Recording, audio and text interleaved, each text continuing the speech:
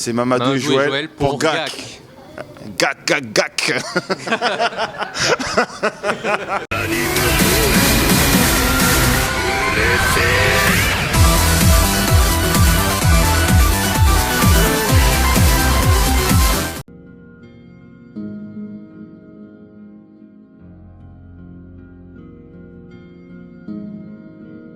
Shinju Madikan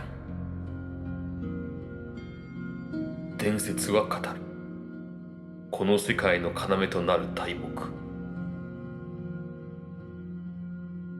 一説によればその木の洞の中にドルイドと呼ばれる古代の民が住み死んだの力を呼び起こし物の姿に変わることができるというそんな彼らは古と自然との調和を維持するためならばそれを乱す者に力を振るうことを厭わないだろう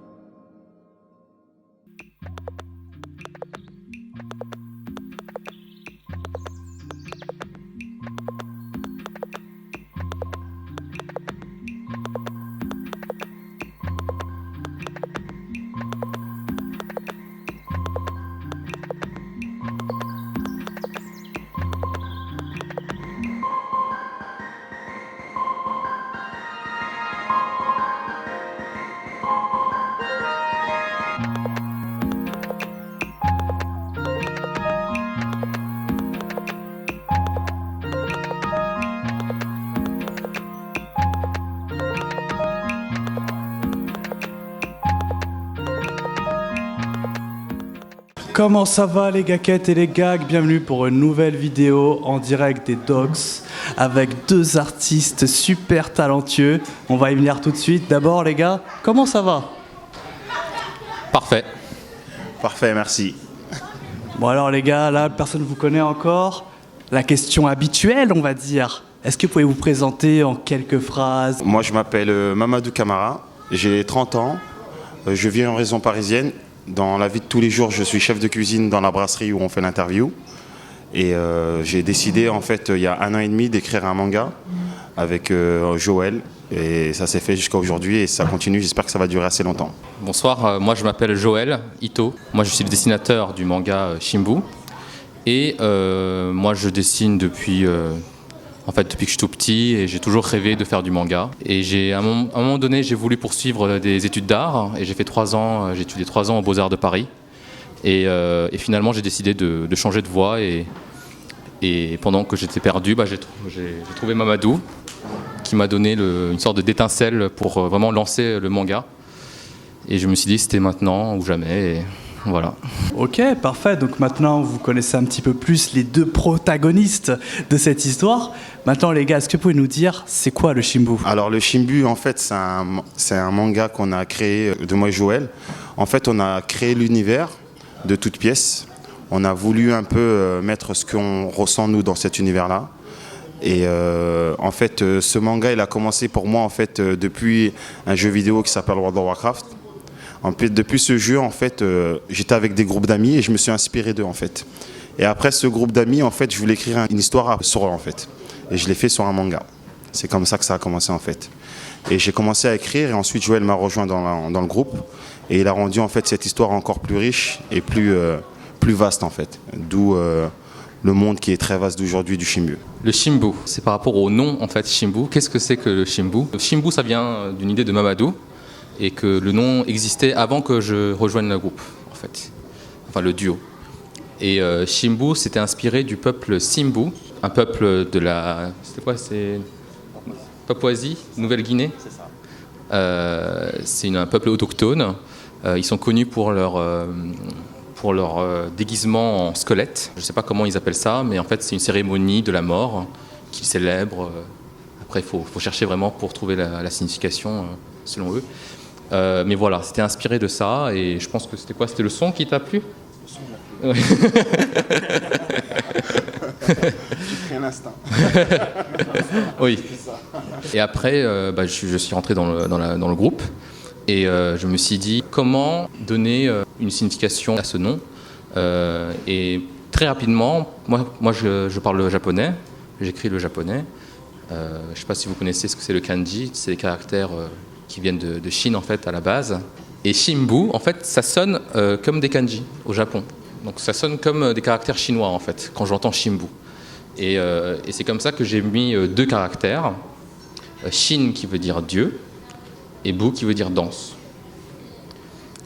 Donc c'est le logo de Shimbu. Et depuis, on a pensé à la danse des dieux aussi comme sous-titre. Aujourd'hui, on a comme sous-titre le baléor des dieux. À partir de ce son, j'ai voulu donner un sens à ce titre, et qui pourrait être aussi relié à l'histoire et à l'univers en fait. Donc voilà, Shimbu c'est tout ça. Donc comme tu l'as très bien dit, donc le Shimbu c'est bien plus complexe qu'un simple nom, il y a toute une histoire derrière et ça prouve vraiment tout le travail que vous avez fourni dans ce projet et vraiment quand je l'ai lu, j'ai pu sentir tout ça. Justement, je voudrais revenir un peu plus avec vous sur les dieux. Pourquoi justement être parti sur quelque chose avec des druides, chose qui est peu commun finalement maintenant dans la fantasy? D'où ça t'est venu? Enfin, tu nous as dit un petit peu tout à l'heure, mais pourquoi justement se dire ok, on fait un truc sur les druides? En fait, les druides, en fait, c'est très simple. C'est parce qu'en fait, sur World of Warcraft, je joue un druide. Je suis parti sur cette base. Je l'ai argumenté dans le chapitre 0. En fait, c'est vraiment un chapitre d'introduction où on détaille pas tout ce qui se passe autour. En fait, on donne beaucoup d'informations dedans. Ça peut être lourd pour le lecteur, mais par la suite, ça va s'atténuer et ça vous allez mieux comprendre en fait la suite. Et les dieux, je pense que vous allez le voir par la suite aussi. Parce que le titre, en fait, il a son importance importante en fait dedans. On a travaillé sur le titre vraiment important. Pourquoi on va l'appeler comme ça? Et c'est vraiment une base pour nous en fait, le titre. Les druides, ça. En fait, comme Mamadou a dit, ça vient de Mamadou. En venant dans l'histoire, j'ai senti que c'est le nœud ou le centre de l'histoire. On a quasiment gardé intact cet aspect-là. Voilà. En tout cas, je trouvais que c'était l'identité de l'œuvre en fait. Et visuellement, moi, j'aime beaucoup les transformations. Vous voyez dans ce chapitre des personnages qui se transforment de tous les sens, que ce soit des dragons ou des êtres humains. Les druides, pour moi, c'est une belle occasion aussi graphiquement de travailler intermédiaire entre l'homme et l'animal, les différentes étapes, voilà, tous ces différents. Graphiquement, ce qui est intéressant pour moi aussi, donc j'étais complètement parti dedans et voilà. Ça tombe parfaitement bien que tu me parles de transformation.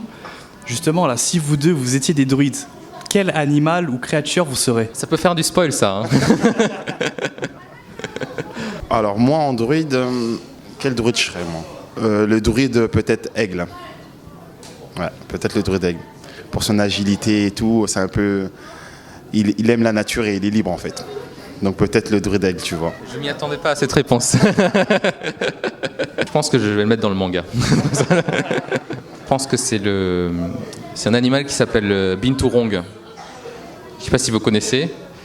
C'était mon pseudonyme en fait en tant que dessinateur qu'on a commencé. Parce que je ne voulais pas mettre mon nom sur internet. Et Binturong, c'est un animal, c'est ce qu'on appelle, c'est un chat-ours qui vient de l'Asie du Sud-Est, il me semble. C'est un animal qui ne se transforme pas, mais qui a l'air de changer d'aspect selon d'où on le regarde, quelle posture il prend. C'est quelque chose qui change d'identité. Quelque chose de mystique, mais un peu inquiétant aussi, peut-être. Et j'aime beaucoup ce genre d'aspect. Quelque chose qui est amorphe, quelque chose qui se transforme, quelque chose qui évolue.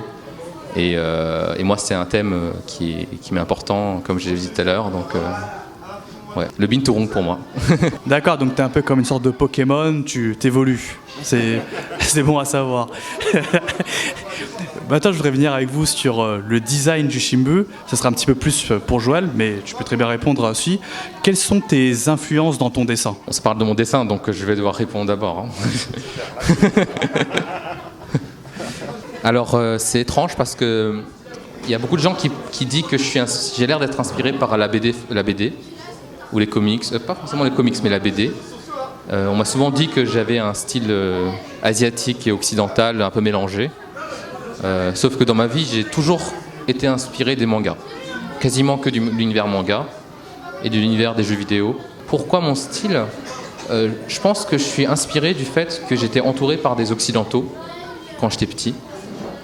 Moi, étant franco-japonais, j'étais dans une école française au Japon et j'étais entouré par des occidentaux. Et les occidentaux, ils n'ont pas la même tête que les japonais. Et je pense que c'est peut-être ça qui a poussé pour moi de dessiner en fait des peut-être des visages qui font plus peut-être occidentaux, avec des nez bien dessinés ou ce genre de choses peut-être. Ouais. Sinon, dans les influences des mangas,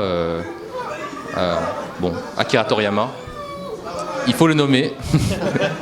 Akira Toriyama, c'est mon maître personnel. Dans le manga, Miyazaki aussi, j'adore. Je trouve que c'est un des personnes qui dessinent le mieux dans le monde. J'adore surtout ses décors. J'adore la vie qu'il met en fait dans l'image. Et je pense que vous avez remarqué que dans mon dessin, j'aime bien animer en fait ce qui se passe. On est dans le mouvement, les personnes ont l'air d'être vivants. Et tout ça, je pense, ça vient de Miyazaki d'une part, je pense. Et ce désir de la vie, ce désir d'animer en fait quelque chose. Je vous ai dit que j'ai fait des études d'art. Moi, je suis un fan absolu de Cézanne, Paul Cézanne. Je ne sais pas si ça se voit dans mes dessins, mais voilà, Paul Cézanne, c'est une grande influence. En peinture classique, j'aime bien Goya aussi. Et William Blake. Vu que Joël a un petit peu monopolisé le micro, je vais faire une question spéciale Mr. Camara. Donc, au niveau de l'histoire, toi, comment tu vois la chose? Sur combien de tomes tu vois le Shimbu ou sur combien d'arcs narratifs? Sans trop nous spoiler, bien évidemment. Alors là, je pourrais pas te répondre concrètement. Parce qu'en fait, c'est vrai qu'on le voit sur un long projet de base. C'est pas un projet qui peut se boucler très vite parce qu'on a beaucoup de choses à raconter dessus. On espère aller jusqu'au bout. En fait, tout dépendra des lecteurs et des gens qui nous suivront. Car en fait, c'est grâce à eux qu'on va aller de plus loin possible. Et j'espère que ça va plaire. Mais je pense qu'on peut le faire un beau projet avec Shimbu. Franchement, je pense qu'on peut raconter beaucoup de choses et tout le monde peut s'y retrouver dedans en fait. Et c'est ça le but en fait, c'est qu'on veut viser large en fait.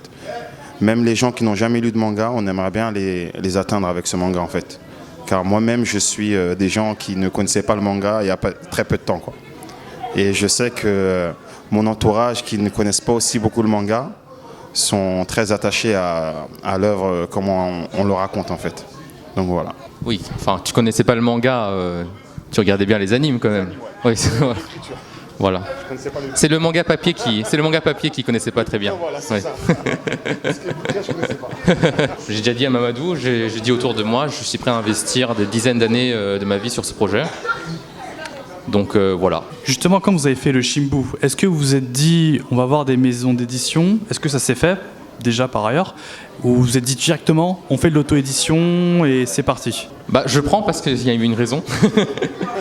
Parce que je pense que c'est à cause de moi qu'on fait de l'auto-édition en fait. Moi je connais, comme Mamadou a dit tout à l'heure, Mamadou ne connaissait pas très bien le manga en papier. Je veux dire que tu connaissais pas très bien le monde du manga, des auteurs et des éditeurs, il me semble. Et moi c'est ce que je suis depuis que je suis tout petit. Honnêtement, pour l'instant, pour construire notre base, je m'étais dit que la meilleure solution c'est de travailler tout seul. Bien sûr, le conseil des éditeurs ou le suivi d'un éditeur c'est très précieux pour un artiste. Aujourd'hui on veut faire quelque chose de grand et on veut miser sur ce projet, et en général un projet grand ça se fait pas tout de suite, ça se fait après plusieurs œuvres en fait.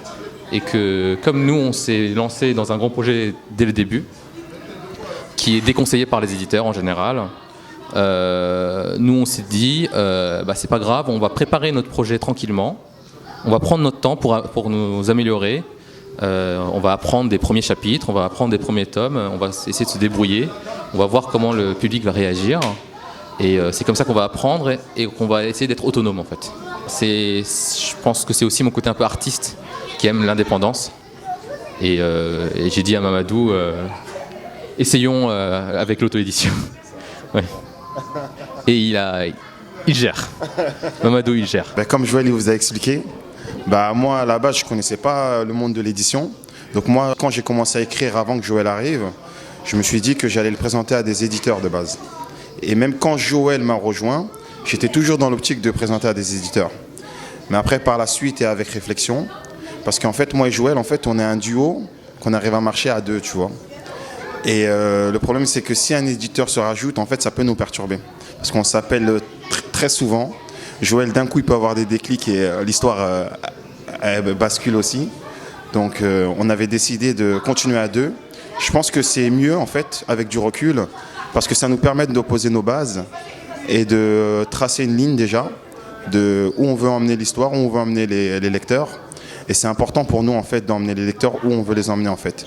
C'est vrai qu'un éditeur, comme Joël a dit, que c'était important d'avoir un suivi d'un éditeur. Et que nous, en fait, on s'est entouré aussi de personnes qui peuvent nous aider aussi, qui n'ont pas le niveau des grands éditeurs, bien sûr, mais qu'on essaie de faire au mieux pour présenter quelque chose de très qualité, quoi. Parce qu'on essaie vraiment de faire en sorte que les gens qui prennent Shimbu, qui font pas de différence entre un manga amateur et un manga professionnel, en fait. C'est ce qu'on veut que les gens ressentent. Même s'ils vont voir quelques défauts, j'espère qu'avec le temps, justement, et le retour des lecteurs, qu'on va s'améliorer à fur et à mesure, quoi. Et qu'on pourra aller dans la cour des mangas professionnels et que pourront nous considérer comme ça. Quelque part, je pense qu'on veut construire le Shimbu dans un dialogue avec nos lecteurs. Et on s'est dit simplement que aujourd'hui, les lecteurs sont tout aussi fans de mangas que des éditeurs. Il y a certains lecteurs qui s'y connaissent mieux que certains éditeurs. Donc en fait, qu'on échange avec un éditeur ou qu'on échange avec les lecteurs peut aussi marcher en travaillant avec les lecteurs. C'est ce qu'on a choisi. De travailler avec nos lecteurs, de trouver notre public, et que c'est à travers les retours avec ce public-là qu'on va faire évoluer notre œuvre et voilà, et l'enrichir et résoudre s'il y a des défauts, on va les corriger. Et voilà. Après, pour la suite, bien sûr, à deux, et en plus on travaille sur l'œuvre et on travaille à côté. Si on se sent dépassé par le projet ou par l'aspect administratif, il se pourrait qu'on collabore avec des éditeurs par la suite. Mais ça, c'est une fois que l'œuvre aurait pris de l'ampleur et qu'une fois que ça aurait bien démarré. Bah, génial les gars, là je pense tous ceux qui voudraient faire de l'indé, vous êtes potentiellement un exemple pour eux et c'est génial, vous serez bientôt donc les PNL du manga, hein, c'est lourd ça. Bah, justement, je voulais parler un peu au niveau de vos lecteurs. Là actuellement sur le site du Shimbu, on a le chapitre 0. Comment est-ce que vous voyez votre rythme de parution? En fait, la parution des chapitres, on va essayer de mettre en place tous les mois à partir de janvier. Fin janvier, de poster un chapitre par mois en fait. Du coup, c'est pour garder le lecteur en activité et on lui fournit toujours quelque chose pour le garder actif, quoi. Et on va essayer, en fait, c'est le temps de prendre la raille et que tout glisse pour que ça puisse arriver. Du coup, on va essayer vraiment d'y travailler dessus pour y arriver. C'est pas facile parce que même le tome 0, finalement, on a pris un peu plus de temps que prévu car on a corrigé beaucoup de choses et on a recommencé sur certains points. Et c'est vraiment pas évident. On va essayer vraiment, mais je pense qu'une fois qu'on aurait la ligne, ça pourrait le faire. Donc également, on avait décidé de mettre les chapitres payants en ligne. Mais moi et Joël, on est en pleine réflexion. Parce qu'en fait, on envisage d'avoir un lectorat au début. Et ensuite, justement, par soutien par ces lecteurs, je pense que par la suite, on les mettra payants pour pouvoir garder l'œuvre active et que l'œuvre puisse exister, en fait. Parce qu'en fait, moi, je travaille en activité, Joël également. Mais pour qu'on se concentre sur l'œuvre de plus en plus, voilà, faudrait un minimum de rémunération pour qu'on puisse se concentrer dessus. Et j'espère que plus tard, ça marchera avec les lecteurs. En fait, la question du rythme de production, je pense que c'est un sujet qui est assez important dans le manga en France. Parce qu'on voit très bien la différence entre le Japon et la France, comment le rythme est différent en fait. Et je pense qu'une des raisons pourquoi le manga a tellement de succès déjà au Japon, c'est qu'il y en a beaucoup qui sortent tout le temps et que ça garde les gens intéressés. Et que toutes les semaines, il y a de nouveaux chapitres ou de nouveaux mangas à lire. Et c'est devenu véritablement une culture nationale aujourd'hui, en fait. Et pour essayer de toucher ou tenter de faire ça en France, je pense qu'on ne peut pas passer à côté d'un certain rythme de production. Peut-être intense pour une sorte de standard, peut-être en France, je ne sais pas. Moi, je ne connais pas très bien le monde du manga en France. Ce n'est pas une imitation, je dirais, mais je dirais qu'il faut passer par là, je pense, pour vraiment donner d'importance au manga en France. Il faut produire et produire et produire des chapitres à une certaine cadence. Et la qualité du manga qui sera produit, c'est une autre question. Au Japon, ils travaillent avec des assistants pour maintenir cette qualité. Nous, on verra petit à petit comment on va travailler. Mais l'idée, c'est que pour le premier chapitre, on a mis beaucoup de temps. Mais par la suite, ça sera plus fluide, on va produire plus régulièrement. Et donc pour vous deux, c'est quoi le but ultime? C'est que le manga, à la fin, il se vende à des millions de tomes? C'est qu'il y a un anime? C'est quoi? Alors moi, le but ultime, non, c'est pas qu'il se vend à des millions. Non plus l'anime, parce que je pense que Joël, en manga, il est très fort. J'ai l'impression, moi, quand je vois les images dans le manga, j'ai l'impression de voir un anime déjà. Tu vois? Et du coup, moi, en fait, mon but ultime avec ce manga, c'est de toucher le plus de personnes et qui s'intéressent vraiment à cet univers, en fait. En fait, j'ai pas envie de vendre l'œuvre pour le vendre. En fait, je veux que les gens qui lisent le manga, en fait, qui sont vraiment attachés à cette œuvre, en fait. C'est ça qui m'intéresserait le plus, moi, en fait. Pour moi, c'est que ce qui est important, c'est qu'il soit lu.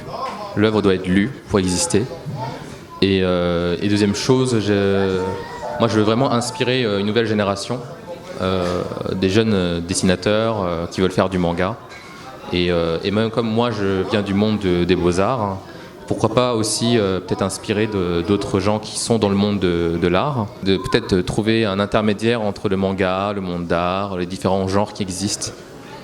Et voilà, une sorte un message que ça donne envie d'être indépendant et de faire ce qu'on a vraiment envie de faire. Ma dernière question, c'est tout simplement, qu'est-ce que tu veux que quand quelqu'un il ouvre le Shimbu, c'est quoi le message? Tu l'as un peu dit, mais c'est quoi le message que tu veux qu'il lui saute aux yeux? Alors, moi, quand quelqu'un il ouvre le Shimbu, déjà, ce que j'aimerais qu'il se dise, c'est qu'il y a eu un travail dessus et que c'est vrai que l'œuvre a été travaillée et que les gens sont satisfaits de lire cette œuvre et que ça les fascine et que ça les fait rêver eux aussi, en fait. Parce que moi aussi, en fait, j'aimerais aussi inspirer cette jeunesse un peu cachée qui pensent que faire un manga c'est honteux ou que c'est pas pour eux, c'est pour les enfants ou c'est pour les gamins. J'espère que, en fait, parce que moi, en fait, au début, quand je me suis lancé dans cette œuvre, je pensais vraiment que ça allait être un truc très simple, en fait, juste j'écris et puis c'est fini, quoi. Et je me suis rendu compte qu'en fait, c'est pas du tout ça. Il fallait construire les personnages, c'est vraiment un travail très minutieux, qu'en fait, l'histoire doit vraiment rester très cohérente. Parce qu'en fait, quand tu ne sais pas, ou quand tu penses que tu veux écrire un manga, tu penses que c'est très facile, c'est des trucs d'enfants, et qu'il n'y a rien à faire de spécial dessus, il n'y a pas de travail, tu prends juste un stylo et t'écris. Mais en fait, c'est très très compliqué. Et franchement, j'insiste beaucoup pour que les jeunes, nouvelles générations, de partout, qui pensent que c'est pas un truc d'enfant et qu'il ne faut pas avoir honte d'écrire un manga, parce que c'est vraiment un truc très travaillé et qui peut vraiment apporter ses fruits. Parce qu'il y en a qui ont honte, je sais. Surtout moi, dans mon milieu où j'ai grandi, limite faire un manga, je pense que c'est honteux. Et je les encourage vraiment à le faire et ils vont s'en rendre compte que c'est vraiment un bel univers, c'est un beau monde. Et en plus, qu'ils pourront faire beaucoup marcher leurs imaginations et que ça peut les apporter loin et qu'ils seront peut-être même comblés d'écrire quelque chose. J'aimerais donner l'illusion aux gens que c'est vivant, ce genre d'impression, quelque chose, il y a une vie dedans. C'est pas plat, il y a des dimensions, il y a des divers, il y a des détails, il y a aussi les grands thèmes, toutes sortes de choses qui fait que ça devienne vivant. Ok, génial les gars, est-ce que vous voulez peut-être ajouter un mot pour la fin ou comme vous voulez, quoi, ce que vous voulez? Moi je voudrais ajouter un mot déjà pour tous ceux qui nous ont soutenus dans l'œuvre, tous les gens qui ont fait le don sur Ulule sur la sortie du tome 0. Un message spécial pour tous ceux qui nous ont aidés à construire l'œuvre, comme Gustave Killman, Daigo, Nicolas et le dernier Benjamin. Voilà, ils nous ont soutenus jusqu'au bout et Julie également. Voilà. Ils nous ont tous soutenus et c'était vraiment sympa de leur part de venir nous aider et à faire en sorte que l'œuvre puisse sortir dans de bonnes conditions, dans les meilleures conditions qu'on puisse vous offrir pour le moment, personnellement. Moi, j'ai envie de dire merci à Mamadou. Merci, oui. Parce qu'il m'a donné une chance de devenir mangaka et je m'y suis maintenant. Donc, j'ai pas d'autres mots à dire. Moi, je voudrais remercier aussi Ludwig et Winnie, car vous faites un travail formidable à soutenir les indés. Franchement, vous faites un bon travail et c'est cool d'avoir des gens comme vous qui ont de l'influence, mais qui permettent aux gens de faire quelque chose, de se montrer et de pouvoir prouver que tout le monde peut réussir, quoi. On voulait vous remercier, voilà. Merci beaucoup les gars, vraiment, nous chez GAC, on adore mettre en avant des talents comme vous, des artistes qui sont encore méconnus, mais on sait que d'ici 1, 2, peut-être même mois ou années, ils seront au top des charts, donc c'est tout ce qu'on veut et on vous donne toute la force qu'il vous faut les gars. Voilà, merci beaucoup, j'espère que cette interview vous a plu. Encore d'autres interviews avec des talents prometteurs comme les gars du Shimbu, que ce soit Nako avec Tiers Monde et Max et plein d'autres les amis. Et c'est ici que touche la fin de cette vidéo. Salamada.